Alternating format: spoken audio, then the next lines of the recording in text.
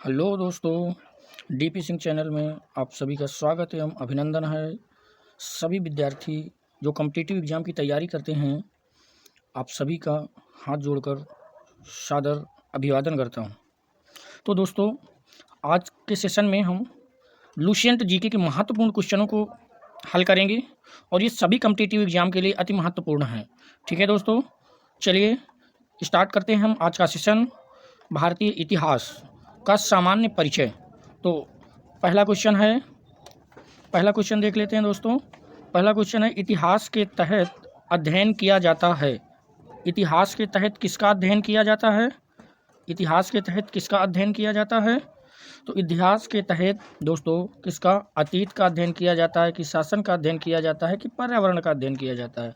तो इतिहास के तहत दोस्तों अतीत का अध्ययन किया जाता है। अतीत मतलब जो बीती हुई बातें हैं उनका अध्ययन किया जाता है। अगला क्वेश्चन, प्रथम यूनानी इतिहासकार कौन था? तो दोस्तों प्रथम यूनानी इतिहासकार कौन था ये आपको बताना है। क्या थ्यूसिडाइडिस था, या हेरोडोटस था, या मनेथो, या होमर? तो इसमें सही जवाब कौन सा होगा? Option number B, Herodotus. अगला क्वेश्चन, निम्नलिखित में से किसने स्पष्टतया कहा कि इतिहास के समस्त निष्कर्ष युक्त संगत साक्ष्यों पर आधारित होते हैं? तो दोस्तों किसने कहा? निम्नलिखित में से किसने स्पष्टतया कहा कि इतिहास के समस्त निष्कर्ष युक्त संगत साक्ष्यों पर आधारित होते हैं? तो ये किसने कहा दोस्तों? तो ये कहा थ्यूसिडाइडिस। अगला, द हिस्ट्रीज के रचनाकार का नाम है। दोस्तों द हिस्ट्रीज के रचनाकार कौन है? तो ये है हेरोडोटस। हेरोडोटस को इतिहास का पिता भी कहा जाता है। हेरोडोटस को क्या कहा जाता है? इतिहास का पिता भी कहा जाता है। अगला क्वेश्चन, इतिहास के पिता की पदवी सही अर्थों में निम्न में किससे संबंधित है? देखिए दोस्तों वही क्वेश्चन आ गया। तो किससे संबंधित है? हेरोडोटस से संबंधित है। ठीक है, आज का सेशन अति महत्वपूर्ण है। आप देख सकते हैं इधर बहुत सारे क्वेश्चन हैं जो आपके एग्जाम के पॉइंट ऑफ व्यू से बहुत महत्वपूर्ण है। यहाँ पर आपका एडी का पूर्ण रूप पूछा गया है, बीसी किसका संक्षिप्ताक्षर है, बीसी का पूर्ण रूप पूछा गया है। और ये बहुत ही महत्वपूर्ण प्रैक्टिस सेशन होने वाला है, आप इसको देख सकते हैं पूरा। इसके बाद चलिए दोस्तों फिर हम उसी क्वेश्चन पर चलते हैं। तो इसका सही जवाब क्या था दोस्तों? ये बी नंबर। अगला क्वेश्चन, द हिस्ट्रीज के लेखक कौन है? हेरोडोटस। ठीक है दोस्तों, और हेरोडोटस की एक पुस्तक है हिस्टोरिका। हेरोडोटस की एक पुस्तक है क्या?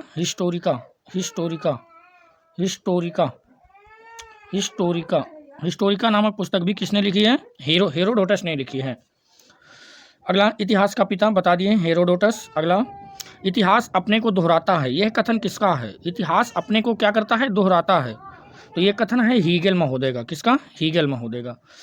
अगला, हम इतिहास से यही सीखते हैं कि आदमी इतिहास से कभी कुछ नहीं सीखता। ये किसने कहा कि हम इतिहास से यही सीखते हैं कि आदमी इतिहास से कभी कुछ नहीं सीखता? तो ये किसने कहा? ये भी हीगेल महोदय ने ही कहा है। किसका कथन है कि समस्त इतिहास वर्ग संघर्ष का इतिहास है? दोस्तों ये बहुत ही कॉमन क्वेश्चन है, ये कार्ल मार्क्स ने कहा है।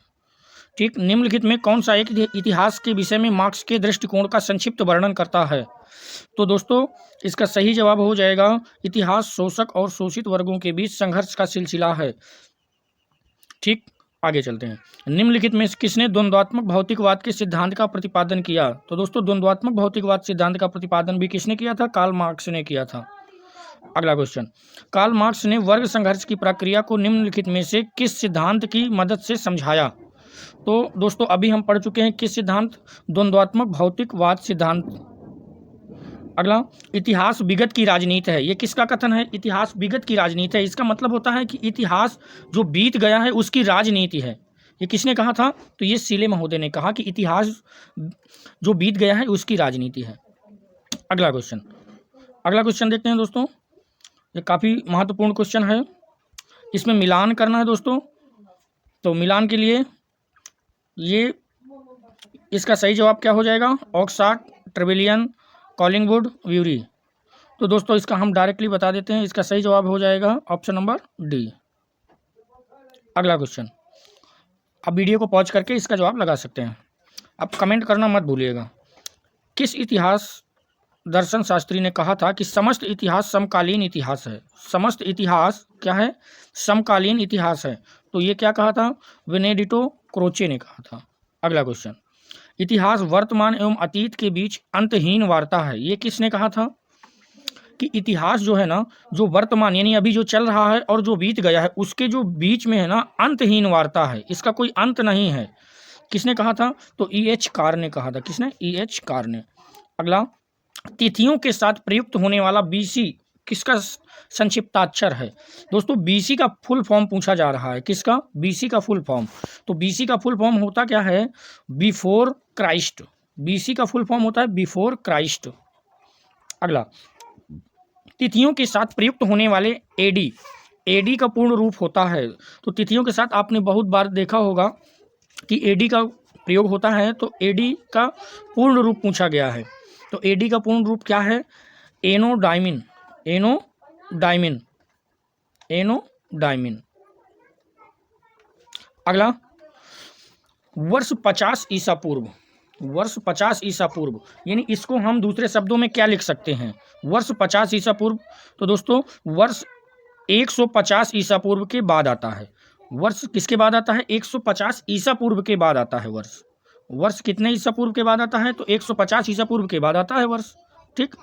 अगला, वर्ष 1015 ईस्वी किस शताब्दी में आता है? तो वर्ष 1015 ईस्वी किस शताब्दी में आता है? तो इससे दोस्तों विशेष ध्यान देना है कि वर्ष 1015 ईस्वी पूछा जा रहा है। ईस्वी किस शताब्दी में आता है? तो ऑप्शन में आप देख सकते हैं 10वीं शताब्दी ईसा पूर्व, तो यहाँ ईसा पूर्व है, नहीं होगा। 11वीं शताब्दी ईसा पूर्व है, नहीं होगा। 10वीं शताब्दी ईस्वी, अब दोस्तों यहाँ 10वीं शताब्दी ईस्वी में आया तो ये भी नहीं होगा। ये 11वीं शताब्दी ईस्वी में है। क्यों? क्योंकि ईस्वी जो आगे का होता है ना उसमें गिना जाता है। ये 10-15 है, तो 10 के आगे क्या आने वाला है? 11वीं, यानी कि 11वीं शताब्दी की बात हो रही है ये। ठीक है दोस्तों। अगला, अब इसमें आपको मैच करना है। इसमें देखिए मैच करते हैं। विक्रम संवत्सर कब? तो ये आया 58 ईसा पूर्व। विक्रम संवत्सर 58 ईसा पूर्व। शक संवत्सर 78 ईसा पूर्व, 78 ईस्वी में आया, सॉरी। गुप्त संवत्सर ये कब आया? गुप्त आया 320 में आया। और कली संवत्सर आया ये 3102 ईसा पूर्व। इसलिए इसका सही जवाब ऑप्शन में देख लेते हैं। तो इसका इसलिए सही जवाब क्या हो जाएगा? तो इसका सही जवाब हो जाएगा 3421 option number D. Vikram Samvat प्रारंभ हुआ। विक्रम संवत कब प्रारंभ हुआ? तो विक्रम संवत आपको पता है कि 58 ईसा पूर्व में प्रारंभ हुआ। अगला क्वेश्चन, शक संवत का प्रारंभ किस सम्राट के शासनकाल में? 78 ईसा पूर्व में हुआ, तो 78 ईस्वी में हुआ, तो ये कनिष्क के शासनकाल में। अगला, भारत का राष्ट्रीय पंचांग किस संवत पर आधारित है? तो दोस्तों ये शक संवत पर आधारित है।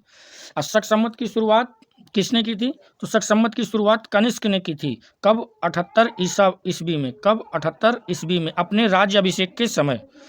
अगला, गुप्त संवत को प्रारंभ करने का श्रेय किसे दिया जाता है? तो गुप्त संवत कौन? गुप्त वंश का शासक था चंद्रगुप्त प्रथम। ये अपने राज्य अभिषेक के समय गुप्त संवत चलाया था। कब? 319 ईस्वी में। चंद्रगुप्त प्रथम ने गुप्त संवत का प्रारंभ किस उपलक्ष्य में किया था? तो दोस्तों अभी हम बता चुके हैं किस उपलक्ष्य में, अपने राज्यारोहण के स्मारक के रूप में। अगला क्वेश्चन, निम्न कथनों पर विचार कीजिए तथा नीचे दिए गए कूट से सही उत्तर चुनिए।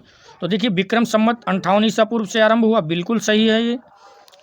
58 ईसा पूर्व से बिल्कुल सही है। शक संवत सन 78 से आरंभ हुआ, बिल्कुल सही है। गुप्त संवत 319 से प्रारंभ हुआ, बिल्कुल सही है। भारत में मुसलमान शासन का युग सन 1192 ईस्वी से शुरू हुआ, ये बिल्कुल गलत है। ये गलत है। क्यों? क्योंकि भारत में मुसलमान शासन का युग चालू हुआ था 712 से। पहला मुस्लिम आक्रमण 712 ईस्वी में हुआ था। ठीक है, तो इसका सही जवाब क्या हो जाएगा? चौथे को काट दो, बाकी कितने? 1 2 3, ये हो जाएगा ऑप्शन नंबर सी। कौन सा जवाब हो जाएगा? Option number C. अगला क्वेश्चन, हर्षवर्धन ने 606 ईस्वी में हर्ष संवत की स्थापना किस उपलक्ष्य में की थी? दोस्तों अपने राज्यारोहण के समय, ये भी बता चुके हैं हम। अगला क्वेश्चन, निम्नलिखित में वह कौन सा संवत है जो कलचुरियों द्वारा प्रयुक्त किए जाने के कारण कलचुरी संवत भी कहलाता है?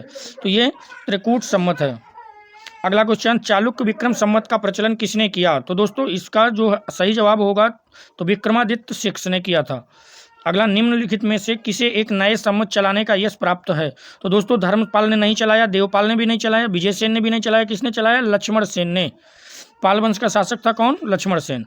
अगला, निम्नलिखित में कौन सा वर्ष दिसंबर 2009 में शक सम्मत का वर्ष होगा? तो शक सम्मत का वर्ष कौन सा होगा दोस्तों? ये होगा 1931।